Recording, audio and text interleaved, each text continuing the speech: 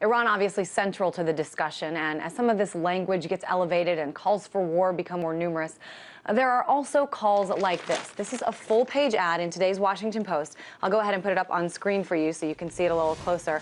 It's a photo of President Obama and Prime Minister Netanyahu with various quotes by top U.S. officials, the current and former secretaries of defense, the chairman of the Joint Chiefs, all essentially saying that the consequences of attacking Iran are too grave, now is not the time, and a letter asking the president to resist the pressure for war with Iran. One of the signers of this letter to the president is retired Army Colonel and former Chief of Staff to Colin Powell, Lawrence Wilkerson. Colonel Wilkerson, thank you so much for being here. I guess just tell me first, what was kind of the impetus for this? We wanted to do what little we could to give the president some political space, some maneuver room. We see the Congress now in the low teens, if not the single digits with the American people, nonetheless using its power to paint the president into a corner, particularly congressmen like Lindsay, Graham, and others who were of that ilk. We wanted to let the president know that there is political space, there is room for diplomacy, there's room for economic, financial, and other actions, just as he said in his speech to AIPAC.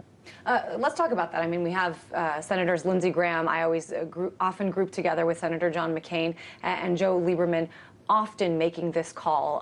None of whom have ever served a day on the ground in combat. I might point out. Making this call, reminding the Americans how dangerous Iran is and the importance of standing for Israel. What is their reasoning for this? I think it's somewhat political opportunism, because I have to admit that I can find no other focus or reason for the existence of my party today, the Republican Party, other than the political objective of getting the president out of the White House. So a lot of this is not aimed at America, her security, Israel, her security. It's aimed at the political prospects of the Republicans, who are now engaged in a circular firing squad amongst Rick Santorum and a host of other lesser lights, Mitt Romney I'd include in that, and are going to commit suicide. They're going to get so beaten so badly in the fall, and I think many of them know that they're desperate for opportunistic attacks on the president, and this is one that gives them a great deal of oomph, because it's got Israel behind it. However, calls to attack Iran or to worry and fear Iran are not new. They've been going on for years now. 20 years or so? Right. And I'm wondering, that's what Clock's been running for 20 years. I wanted to ask you, I mean, when you served under Secretary of State Colin Powell, I mean, how have things changed? Do you think, in fact, that we are closer now than ever, or are these just sort of reiterated and repeated, pieces of language that are being thrown out there? Well, I think if you want to ascribe a strategic purpose to it, at that time we thought we had Iran contained, but we also thought we had Iraq contained.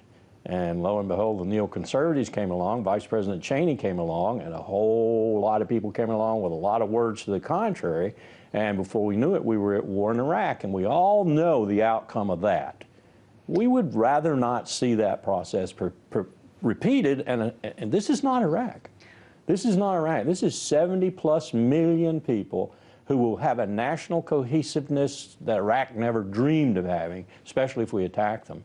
And we need to consider this very, very deeply. And it's a profound problem. We can deal with it other than through military force. And as the president said, if we do have to ultimately use military force, that's way down the road. It's not anywhere imminent, and it's not, in the sense that some people are saying, existential right now. Do you think most Americans are aware of that fact, that Iran is not, I mean, most Americans seem to be very happy that we're out of Iraq, regretting that we ever went there. If they want to spend another $2 trillion and be engaged in another land war in Western Asia, more power to them. I don't think that's the case. But it's more than just the money. I mean, as you say, this is a lot of people, a whole different ballgame in terms of the type of country that it is.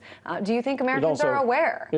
I think the polling I've seen of late shows that if you ask the right questions, you get the right answers, or the answers that I think are more indicative. If you just say, are you in favor of taking Iran out if it gets a nuclear weapon, 52, 60% are going to say yes. But if you begin walking down all the things you need to walk down and asking them that question, you get a good 60% that says no, let's let diplomacy, let's let other measures work out.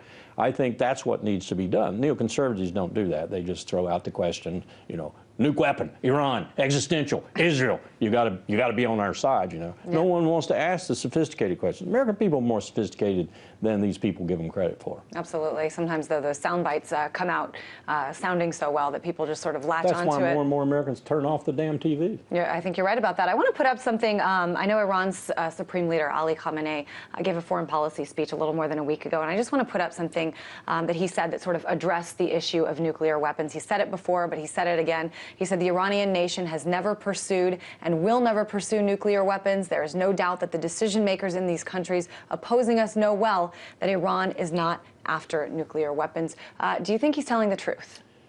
To a certain extent, I think probably within his religious edict he is. I have grave concern about Iran, though, in that respect. Same concern I have about this country. After all, John McCain is not Barack Obama. Lindsey Graham is not Barack Obama. There's a wide divergence of power in Tehran right now. There's the IRGC increasingly taking over more and more power.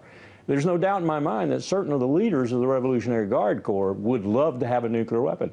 There are other elements in Iran that probably would side with that group too. So there's no, we like to say that the Ayatollah is the supreme power. It's just like any other country in that respect. There are lots of power centers in Iran. There are lots of power centers in this country too. Witness what we're seeing right now. So it's not, I don't think it's fair to say, well, the Ayatollah is sincere and then conclude that Iran's not looking for a nuclear weapon. Makes sense. I'm wondering, when you turn on the TV, especially a lot of the mainstream channels, there's a couple different narratives out there going on.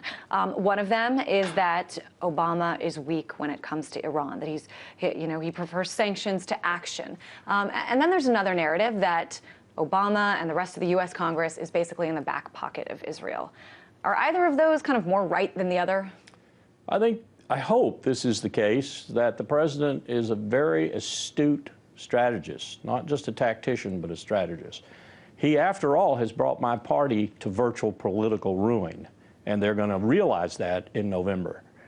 What do you mean that he has brought the Republican Party to that? His attempt to reach out to them repeatedly, rebuffed by my party, has made clear to most of the Americans who are going to vote in this election that my party is not interested in good governance. My party is only interested in getting rid of the black man in the White House.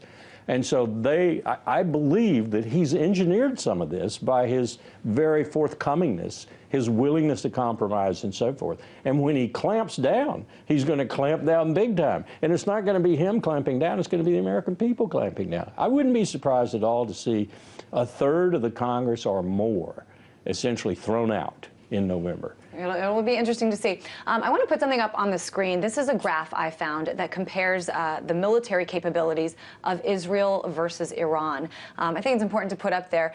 You see Iran is there in blue and Israel is in red. And when you look at tanks and aircraft and... These are all conventional measures of might, though. And one of the things we found out, one of the things the Russians found out, the Soviets, if you will, in Afghanistan. One of the things we found out in Afghanistan and found out in Iraq, and we will find out in spades in Iran, is that conventional military power, as formidable as it may seem, is not all it's cut out to be. So you're saying it doesn't matter that Israel outspends and outmans and out-tanks Israel Iran. Is surrounded by 400 million potential guerrillas. That's a very dangerous situation to be in, and it's a very dangerous situation to be in if you think that your conventional military capability is the standard by which you measure the threat. Well, I think that that's a good point. I mean, I think it seems to me, at least, that a lot of people in Israel know that they're surrounded by these threats, and that's the reasoning that you hear time and time again for them wanting to... The way you deal with this threat is not military force. You deal with this threat the opposite way, for example, Israel has been dealing with it within its own borders.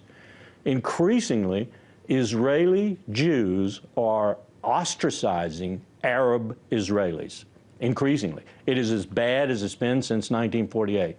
That's how you create these guerrillas. That's how you create the problem that is not conventional, but is asymmetric, that eventually will eat your lunch.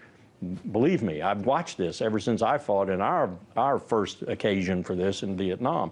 What's happening is nuclear weapons, conventional military might and so forth are great if you can go in and do something decisively with overwhelming force, as my boss used to say, and get it done and get out. But if you have to linger, if you have to stay, the guerrillas are going to eat your lunch. And Israel is positioned in the midst of all these guerrillas, and she better start dealing with them, starting with the Palestinians. Some really good words there. I want to switch gears just while I have you here because something happened today. Senator John McCain went to the floor of the Senate and sort of made the case for airstrikes against Syria. He basically says that providing military assistance to the opposition groups is not only necessary, but that is not enough, that foreign air power is needed as well. Talk a little bit about what you think is behind this and where this is going as far as Syria. Well, just geographically, this is not Libya. This does not have a place from whence you can fly planes off a French aircraft carrier, for example. This is a very different problem than Libya, and I will remind your audience that Libya is anything but a success right now. In fact, it's looking worse every day. So intervening in Syria, where it truly is, I think, a civil war, with Bashar al-Assad responsible for, say, 60% of the casualties, the opposition responsible for another 40%, so there's blame on both sides in terms of humanitarian problems, needing to take care of those problems. The ICRC is in there now. They're the best people to be in there. I understand they're in homes now. That's the kind of humanitarian assistance that needs to be being rendered. But dropping bombs on them, who are you going to drop bombs? You're going to drop bombs on the Syrian army?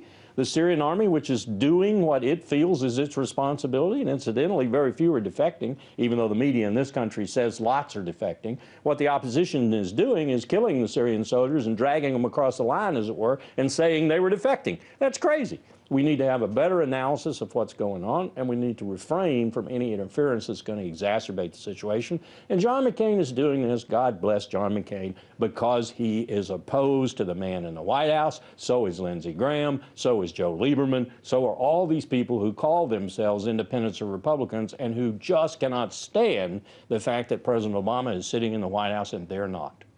Pretty interesting. So you don't think Senator McCain is able to get enough people on his side in terms of action in Syria? I don't think so. I hope cooler heads prevail. I hope heads in NATO and elsewhere understand that this is not Libya. This is a very different situation. And they also understand, I hope, that what they did in Libya is not necessarily blooming like a flower. I think it's a good point. I think a lot of people saw the death and destruction of Gaddafi and his family and said, V for victory, let's move on now. Well, let me tell you something else. In that eastern Libya pocket of rebels that began this were the largest number of al-qaeda in Iraq. By a factor of 5 to 1, al-qaeda in Iraq killing our soldiers, killing our Marines, came from eastern Libya. Very, very interesting to think about. Really appreciate you being here. Colonel Lawrence Wilkerson, thanks so much.